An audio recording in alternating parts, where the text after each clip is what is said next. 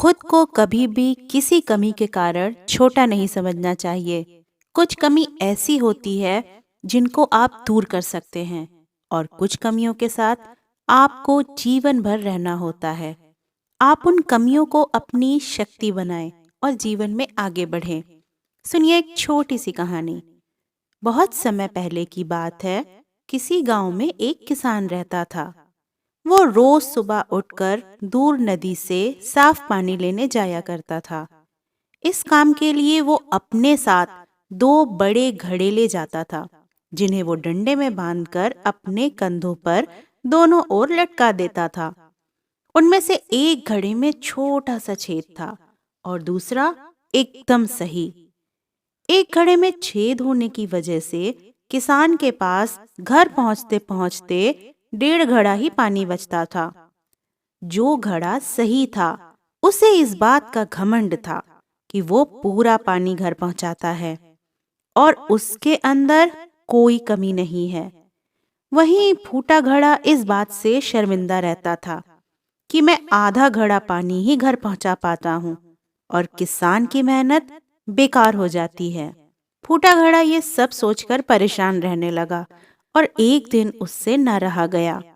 उसने किसान से कहा, मैं खुद पर शर्मिंदा हूँ और आपसे माफी मांगना चाहता हूँ। किसान ने पूछा, क्यों तुम शर्मिंदा हो? इसकी क्या वजह है?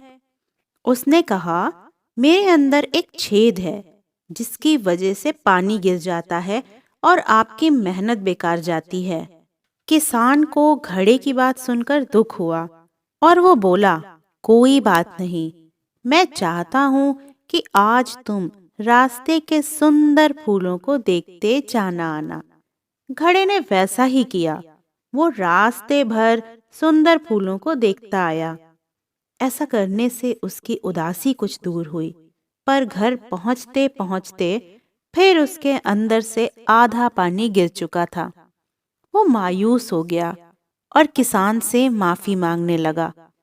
किसान बोला, शायद तुमने ध्यान नहीं दिया, पूरे रास्ते में जितने भी फूल थे वो बस तुम्हारी तरफ थे, अच्छे घड़े की तरफ एक भी फूल नहीं था।